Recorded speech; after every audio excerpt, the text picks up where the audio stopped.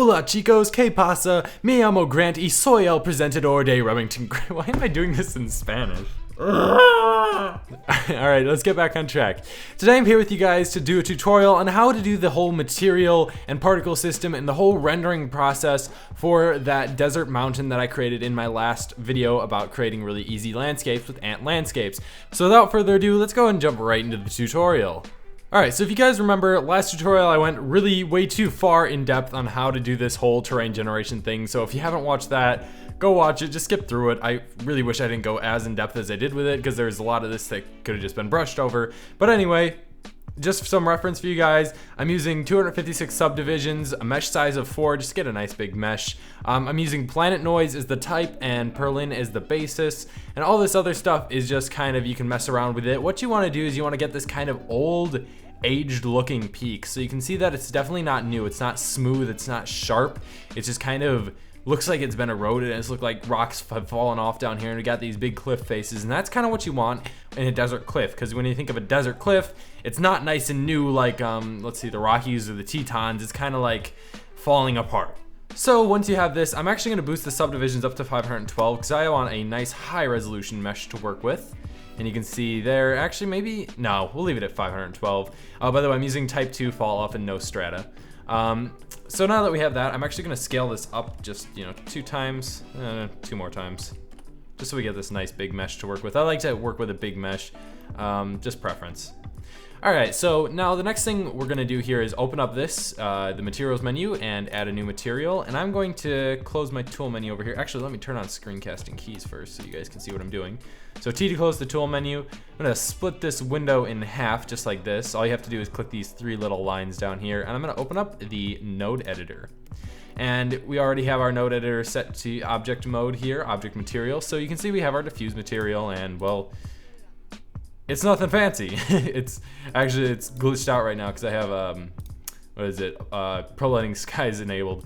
Let me disable this. What you want to do is, if you guys don't have pro lighting skies like I do, because it is a paid plugin, what you can do is you can add a sky texture and change it to Prism, which is the most realistic sky texture in my opinion, and we get this nice beautiful sky texture. I'm going to use a different sky texture though. I'm going to use the pro lighting skies one, if I can choose it here. I'm going to use Morning 5 just because it's got this really harsh dynamic light that I was looking for. This harsh dynamic light will help light up all the different features of our mesh down here. So that's just a little look at lighting. Let's go ahead and actually look at the material. Alright, so just as I do with pretty much everything I do nowadays, I'm going to delete the diffuse shader. I'm going to add my PBR shader here.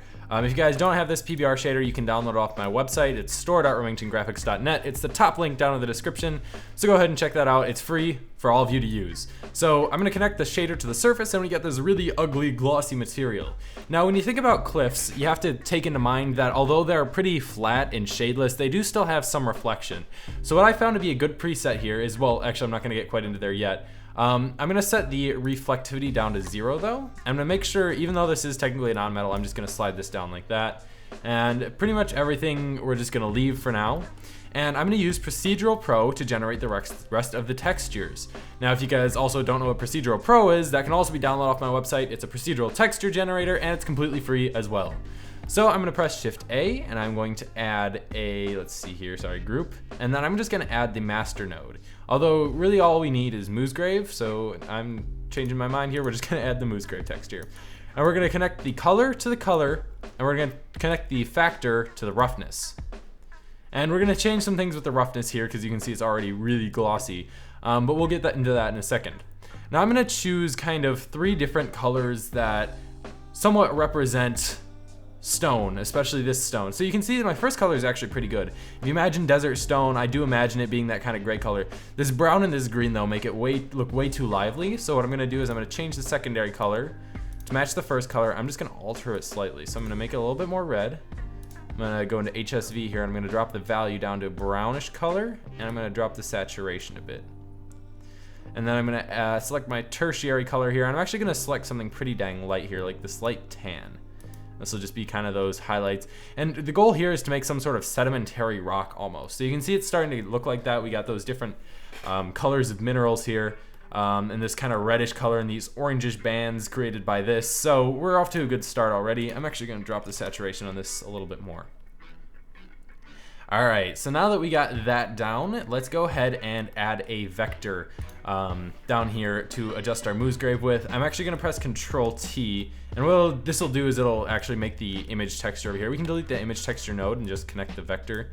This only works if you have the Node Wrangler plugin, otherwise you're going to need to add a texture coordinate and a mapping node. And what I'm going to do here is I'm going to change the scale on the Z-axis to 5. Now, you'll notice it doesn't actually change anything. That's because I actually made an error in Procedural Pro 3.1. I'll fix it soon.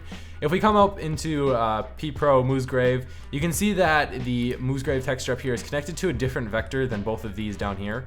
All we have to do is connect the vector output, or I guess vector input, to the vector input of the Musgrave texture, and now it'll be nice and squished in there. And you'll notice it also completely disappears. That's because we're using a UV map, so we need to change this to object. And now it's actually squished on the y-axis or the z-axis a little bit. So you see if we set it to 1, it's a lot more spread out. It'll be easier if we look at an actual cliff face here. So if we set it to 1, it's more spread out, but if we set it to 5, it becomes a lot more squished and it looks a lot more like those bands that you would see on a desert rock. Now I'm actually gonna change the colors up a bit here. If you guys wanna use these colors, I'll leave the hex codes down below, but I actually have these presets. Oh, I can't select them from another Blender file. Let me just copy and paste them. So this one is, let's see here. It is BC7F37. So BC7F37 is our first color that I'm using, at least. You can use a different one. And the second color we're using here is 936218. And that's gonna give us this brownish and goldish color. Now, to add a little bit more pizzazz, I guess, and a little bit more variance into our image, what I'm gonna do here is I'm gonna press Shift A. I'm going to add another Musgrave texture.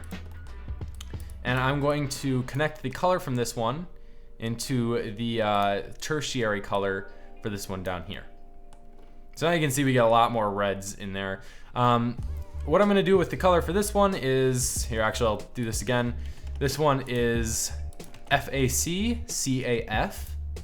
And we're gonna leave the secondary as it is because we're gonna be doing the same thing we did over with the tertiary color on the other node with that one. But for the tertiary color, we're gonna plug in BC735D. Next, we're going to go ahead and add a mix node over here just to, mix things up a bit. Bad joke by Grant. Anyway, we're gonna connect this to the secondary color again, and we're actually going to go ahead and leave this all the same in this one because what it ends up doing is it ends up giving a little bit of green. It's very, very, very small amount of green. But it does add a little bit more variance that we need in our image. Now, the next thing that we're gonna do is we're going to add a converter, a math node. We're going to set this to subtract. We're gonna go ahead and cut the connection in here with the factor. So I'm gonna hold left control, and click my mouse through it. We're gonna connect the factor, to the top value. We're gonna connect the value to the roughness, just like we did before. Let me spread this out a little bit.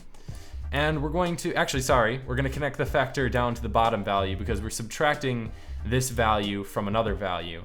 And we're gonna subtract this value from 0.75. And basically what this is doing is it's taking the blacks and whites of our Musgrave texture over here, and it's subtracting them from the value 7.5. So by default, the maximum roughness we're gonna get is 7.5. And the places where it's really white, it'll subtract whatever it is from 7.5. So it could go down to all the way down to 0, or it could stay pretty high as well. And you'll see it gives us a pretty good result here. I might, actually no, because we haven't really set up the displacement yet. Once we set up the displacement, this kind of reflection will go away. And actually, speaking of the displacement, it's really simple. All we do is connect the factor to the displacement. And because the textures are pretty dang small, it'll kind of even it out. You'll notice that it is a little bit strong. So what I'm gonna do here is I'm gonna add another math node. I'm going to select multiply, if I can find it here, multiply. Come on, stop lagging. Multiply, and we're gonna multiply by about 0.5. 0.2 maybe actually, because it seems to be really killing it. And what we want is some reflection, but not a ton of reflection, because it's really important just to get kind of that good mix in there. And you can see here we get some of that reflection and some of it is also completely gone. And now if we zoom out a little bit, you can start to see that it's really starting to come out well. Those textures look really accurate, but the problem is it seems to be pretty low on geometry. And so what we can do to fix this is add just a little bit of a displacement slash, whoa, that's really creepy there. It's a really like deep rumble outside. That's scary. Anyway, what we can do to fix this is just add a displacement modifier and we'll be good to go. So let's go ahead and do that right now. So I actually am using an image texture for this. If you guys want to download that image texture, there will be a link in the description. So I'm just going to switch back into object mode really quick here. We're going to add a displace modifier, create a new texture. We're going to call this texture cliff bump. We're going to come into the textures menu over here. If you don't have this textures menu, I've noticed it hasn't been popping up. What you can do is you can click this little properties menu right here, so that way it actually pops up over here. And it's already set to image or movie by default. We're gonna click open and navigate to where it's saved. Mine's on my desktop and it's called cliff.jpg. Open image, oh my goodness, it is insane. We don't have to worry about this too terribly much. So what we have to do here is you have to come back into the settings here and set it to 0.02. And now you can see we get a lot of these little small ridges that are just kind of complete the image, and it makes it look just altogether a lot better than it did before. So now if we switch into rendered mode, you can see that we have a pretty believable setup here. Now I think it, you know, it might be a little bit too glossy right now, so I'm just gonna drop the glossiness down by coming to the subtract here and setting this to maybe 0.8, just to make it a little bit, that's too much. Oh gosh, I hate this. Whenever I get stuck between two different options, we'll go to 0.775, and that actually doesn't look bad. So I'll switch back into solid mode here, and well, we're done with our mesh and our material for the most part, and our other things. So let's go ahead and set up that particle system that I used earlier. Now this particle system is based off of a bunch of different procedurally textured rocks. So let's go ahead and build the particle system first, and then we'll build the procedurally generated rock. I'm gonna come into another layer down here. I'm gonna go to layer 2, and I'm actually gonna go ahead and shrink this down. Actually, we'll get rid of it altogether because we aren't gonna need it. I'm going to go ahead and add a UV sphere, and I'm going to add a modifier, a displacement modifier, and we'll call this, we'll make a new texture and call it rock shape. And what we're gonna do here is in the, well, you can see there's, here we go, the texture's not popping up here, so I'm gonna click this. And I'm gonna select a Voronoi texture. One thing we're gonna add before this though is a subdivision surface modifier, and you'll notice it adds it afterwards. All you have to do is click this little up arrow and it'll go before. We're gonna set the scale on this to about 1, and you'll see we get this strange but existent rock shape here. And then we're also going to add another, well, let's see, if we set subdivisions to 2, it looks a bit better. Then we're also gonna add another displacement modifier here, make a new texture, and we'll call this rock, I don't know, rock bump, I guess. And we'll go ahead and open this up over here. You can see rock bump, and I'm going to select a clouds texture for this one. I'm gonna set the scale down to like something a lot smaller than what we did before. 0.5 is actually 0.3, I guess. And we're gonna lower the strength on this one a lot from that previous 0.1. And what this will do is just adds a little bit of bump to the outside of the rock. Now what we need to do here is change the texture coordinates on both of these from local to global. And what this does is, well, it doesn't change at first, but now when we move the rock, you'll see that it changes based upon the global Voronoi texture that exists. So no matter where it's positioned, whether X, Y, or Z, or rotation as well, I guess rotation not nearly as much, it'll end up having some sort of different shape and texture, and it just comes out looking really awesome. Now I'm going to actually boost the subdivisions up to 3 here. Actually, no, we'll leave it at 2. I am going to increase the strength of the Voronoi up to 1.5, and I'm going to change the mid-level here so it's more like 0.4. That way we just get a bigger rock in general, and it has a lot more of those nooks and crannies that we want. And I'm going to change the shading over here in the tools menu to smooth. now we have this nice, smooth, procedurally generated rock, which is really actually kind of cool. Now what I'm going to do is for the texture, or for the material I guess, I'm just going to go ahead and apply the same material I had before. I never named it. We'll call this ground. So now we have the ground material applied to the rock, and you can see we have a procedurally generated rock with the same color scheme and color pattern as the mountains, which means it looks like it came from the mountains. So we'll go ahead and leave this here, and we'll come back into our main layer here. And I'm going to go ahead and right click the mesh to select it and add a new particle system, and we're going to call this particle system rocks.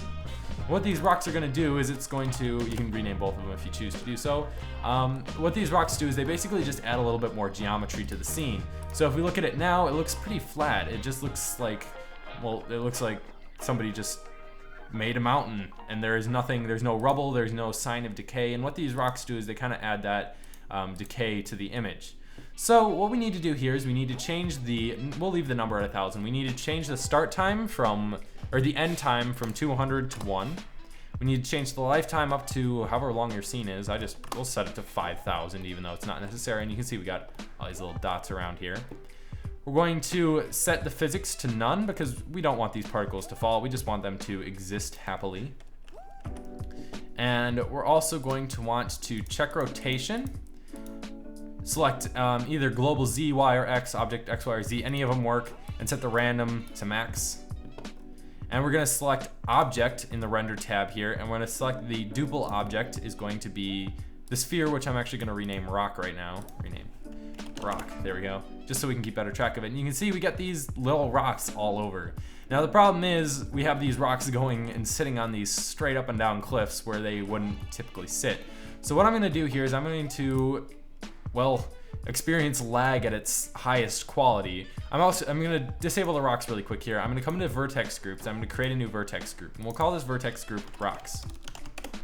Now what I'm gonna do is I'm gonna switch into edit mode, and oh my goodness, the lag is unbearable. I don't even know, it's just terrible. I'm gonna switch into top view by pressing 7 on my number pad. Press A to deselect everything, and I'm gonna press Control and select just an area that I think would work for where the rocks shouldn't go. So probably around here. I think there's a little divot right there. And we come out with this, and you can see it did a pretty good job. Oh, I almost forgot something. You can see we still have all these vertices selected in here. You have to go into top view and then press Z. And what Z will do is it'll switch it into wireframe mode. So you can see here, this is without wireframe and this is with wireframe, so you can actually see through it and stuff, and you can select vertices through it. So I'm gonna reselect this area. I'm gonna go a bit wider this time, just make sure we get all those vertices and we don't have any rocks spontaneously jumping up out of nowhere. And there we go.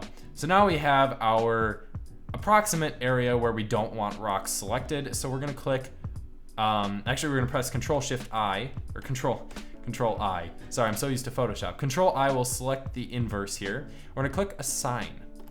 Now, if we press A to deselect everything and click Select over here again, you can see it selects that area that we selected before, and the mountain is left deselected.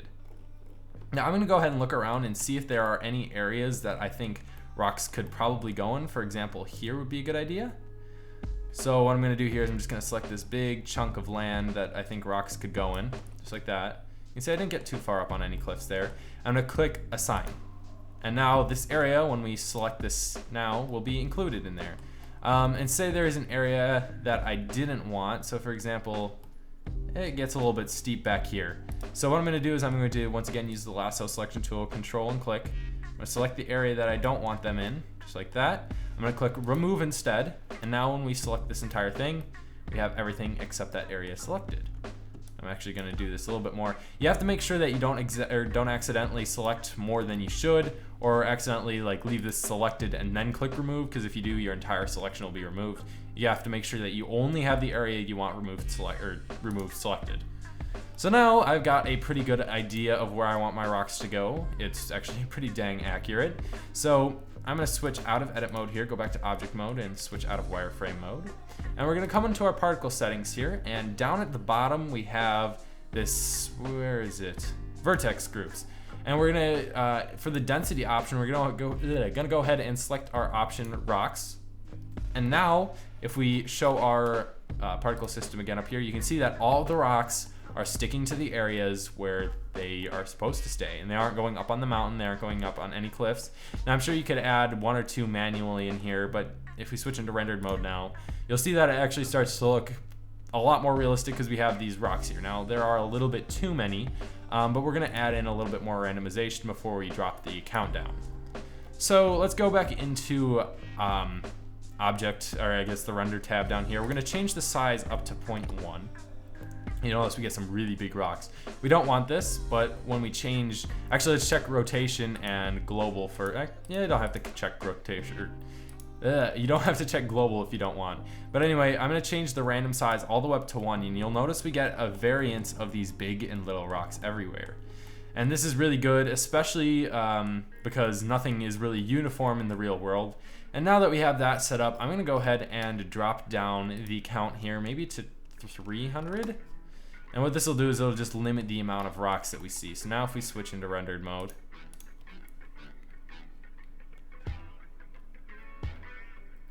we got a lot more like a realistic result with the amount of rocks. There aren't quite as many rocks, but there are still plenty in existence for you to play with.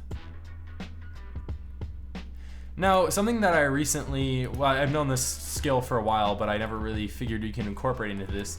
When you think about terrain, usually the deep spots are a darker color or darker red than the high spots. So a little way to do this, because Procedural Pro is procedural after all, it doesn't pay attention to that. What we can do here is we can come into Vertex Paint mode and open our tool menu here, and we're going to select the color black.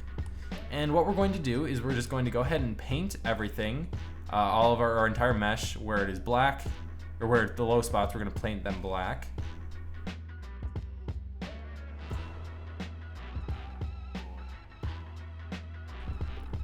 Alright, well I got most of the low points painted in here. I'm also going to go over it with the blur tool one more time just to make sure that it's nice and smoothed out. No, we don't have many really harsh vertices anywhere. That's my end goal with this, to kind of make it smooth and realistic. Alright, I'd say that's a pretty good result. So now we're going to switch out of Vertex Paint mode, and we're actually going to come back into our node editor over here, which I completely forgot about this step that I was going to add in, and I'm going to close the transform menu. And now what we're going to do is, before this color thing, or this color input over here, we're going to press Shift A, we're going to add a mix RGB node, and we're going to plug this in just like that. We're going to make sure that this color is in the top, and the bottom we're going to select a nice reddish orangish color, or whatever color you're making your mountain. We're then going to come into our vertex settings here, and you can see this vertex colors option down here. It's called color. I'm going to call it deep spot, or deep, whatever. It doesn't really matter what you name it. You can call it whatever you like. We're going to come back into here. We're going to press Shift A, add an input attribute. We're going to call this deep, the name deep, and it has to be the exact same thing. It's like case sensitive, so deep won't work. It has to be deep, if that makes sense. And we're going to use the factor as the mix. And now if we press or switch into rendered mode here, you can see that, oops, it looks like we actually did this wrong here. But you can see that it did indeed work. Our dark spots are now, well, the other color, but you know, at least the factor's working. But because I messed this up, I'm just gonna add a node, or a converter, I think. No, color invert node right here. And what this will do is it'll swap out the colors. So now we have these deep spots that are red, but I don't necessarily want it to be completely red. So what I'm gonna do is I'm gonna change this to multiply, which will give it this deep red color, or you can use color. Actually, color might work better in this case, color. Yeah, I think color is gonna work better in this place. So now what we're gonna do to kind of kill the strength of this redness, we're gonna add a multiply node. There we go. So now you can see it's got that nice red hint down there. I'm actually gonna drop this down even more, 0.3. One problem is our rocks are kind of picking up that color. So if you wanna change that, you can come into your rocks mesh over here. And all we have to do is duplicate the ground material and make a custom one for the rock. Delete this entire chunk right here, and we'll plug the color straight in here. And now we get our normal rock, and we don't have to worry about it. So if we switch back into layer 1, we have, once again, normal rocks, which feels good. But that's where this tutorial, But that's where this tutorial ends and you guys take over. See what you can do with this, see what awesome scenes you can create with this. Add things like cacti, maybe a forest in the distance, maybe a different mountain, maybe some snow on top. There is so many different things you can do with this. I'm leaving it up to you guys and your creativity to pave the way, I guess. But that about sums it up for this video. I know it was kind of long, but that's because there were a lot of little things that we had to go over in this video. But I guess that's kind of what you have to do when working with a very specific tutorial like this. Anyway, I hope you guys learned something new. If you did, be sure to hit that like button down below and share it with your fellow Blender comrades. I'm using that way too much now. But anyway, thank you for watching, and I'll see you guys next time. Adios.